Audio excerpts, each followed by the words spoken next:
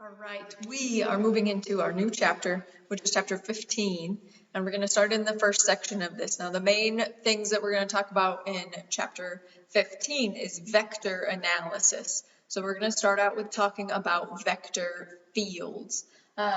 What we're doing with vector fields is really studying vector valued functions. Functions that take a point either in the plane or in space and assign it to a vector, so output some sort of vector. And really we have looked at vector valued functions in the past. What we're doing now by looking at a vector field is really thinking about the graph of it as being samplings of all of those vectors all drawn. What we're going to take a look at here is we've already looked at one specific example of a vector field, which is the gradient vector. So this was the vector where if we start with a function, so say f of x, y, z is like x squared plus y cubed minus 3z.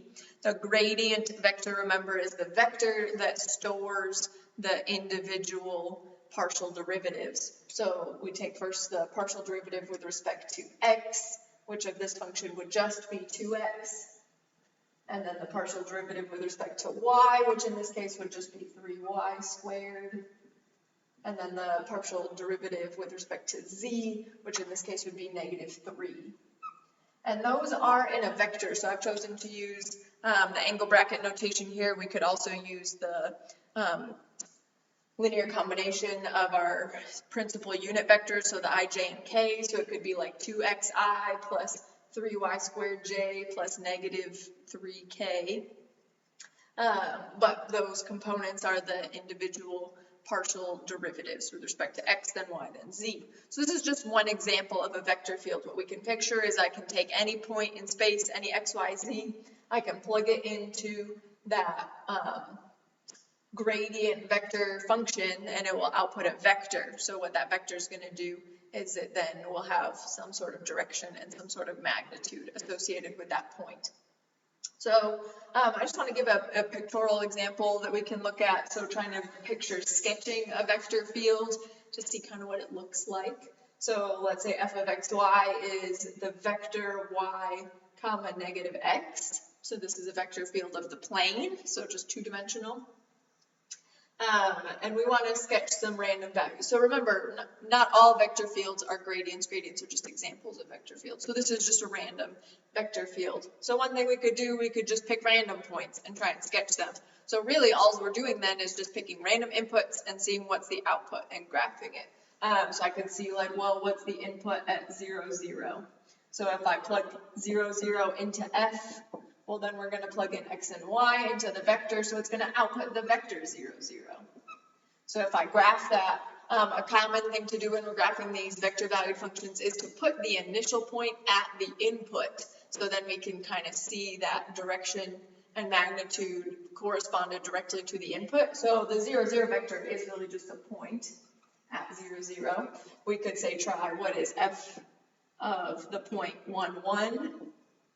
Well, the y-coordinate is 1, and then the negative x-coordinate would be negative 1. So we would have a vector then that starts at 1, 1, and it goes 1 unit to the right and then down 1 unit. So we would have this vector at that point, when we could say look at f of what's like negative 1 comma 1. So then the y-coordinate's 1, the negative x-coordinate would be 1. So then when I'm at negative 1,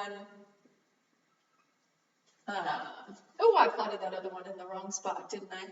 Let's fix that, because I didn't put it at 1, 1, I put it at 1, 0, excuse me. So obviously it's the same vector, right, if I put it at 1, 0 versus 1, 1, but just like we said, for the purpose of putting it at the point where it had come from, where its input was, so starting here at 1, 1, then if we go down 1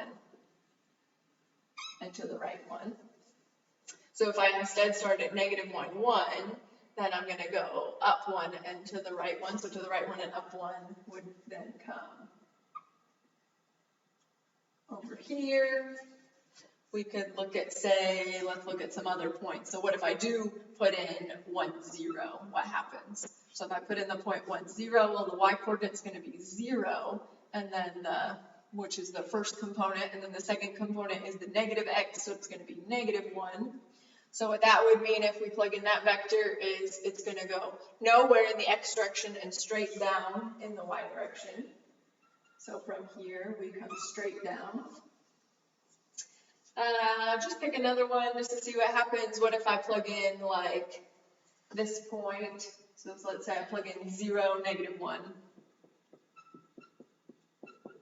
So then the y component is -1 and the x component is a 0. So the second one is going to be -0, which is just 0. So that vector is going to point 1 unit in the left direction. So it would come strictly 1 unit off to the left. So we can obviously just keep doing this and we start to get a feel for what all of these different vectors would do. The vector field is the compilation of all of them, essentially. It's everything. So we are just plotting samples of it. That picture is nice and it's useful, but there is an element to it where it's kind of random. It doesn't necessarily show a lot of patterns. So a common thing to do is rather than just pick random points, we could plot values that all have the same magnitude. So essentially there's this idea then that we're taking the magnitude of the vector field and then we're using like level curves of that magnitude function. So if I do look at the magnitude of f of x, y, well, that magnitude then would be the square root of the two components squared and added, so the square root of y squared plus -x squared. So I'm just going to write that again as the square root of, let's just flip it to the order we're used to, x squared plus y squared. So then we could plot points where these are all equal to the same thing. So set equal to a constant. So we could say, like, set that magnitude f of x, y. So let's just call it c. So then let's say in this first one, we could look at like c equals 1.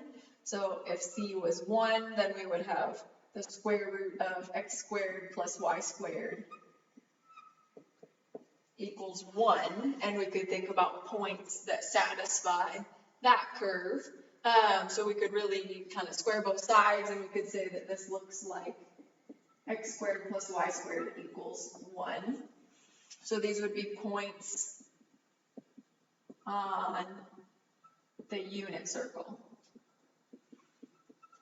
So what we're doing then is if we collect all of those points together and graph them, they're all going to have the same magnitude. They're all going to be unit vectors. And so we'll kind of be able to see this collection of, okay, what do all the unit vectors look like? So if we plot those ones, we could see like points on the unit circle.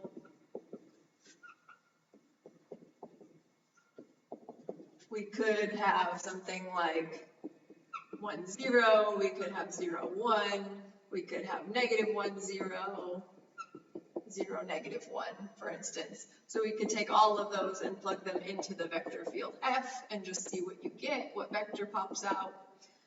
So we already did some of these, like we saw that 1, 0 goes to the vector 0, -1.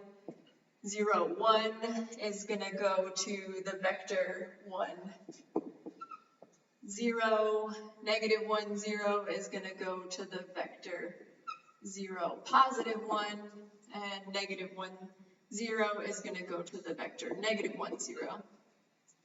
So starting to plot those, we already had some of them because these are classic points to plot, right? But so at 1, 0, we point strictly down 1 unit.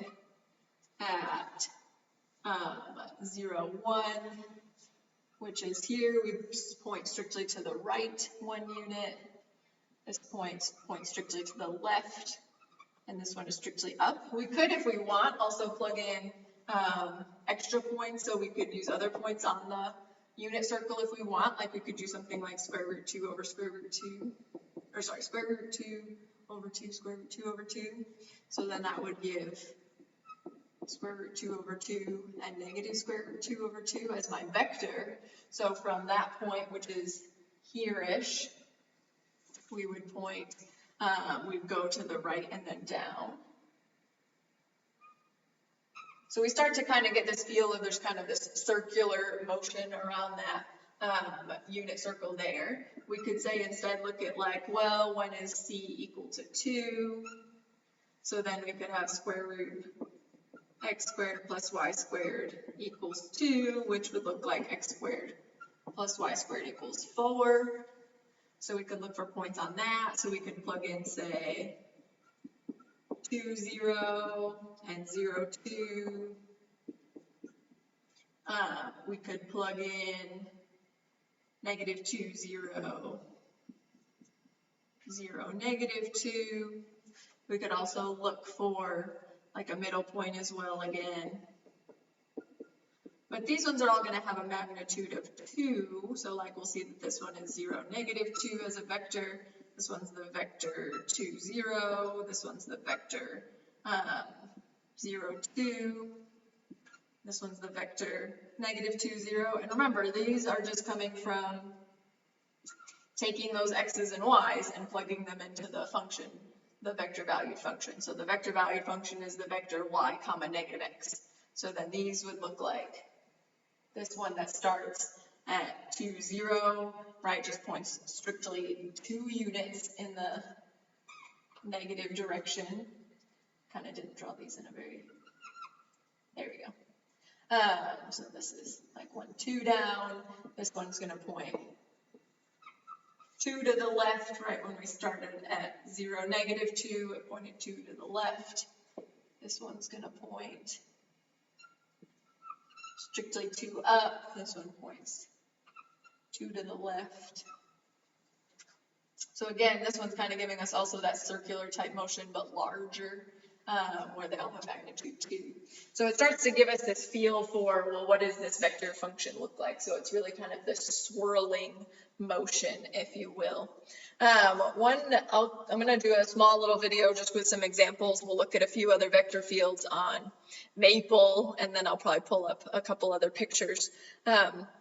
Some common examples where you may have seen vector fields drawn in the past is potentially on something like a weather site, like you might have seen things of like wind maps. So little arrows that point in the direction the wind is pointing, and then the length of it has to do with the strength that the wind is pointing.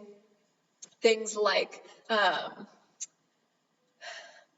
velocity vector fields are common. So what's the velocity at different things at different points.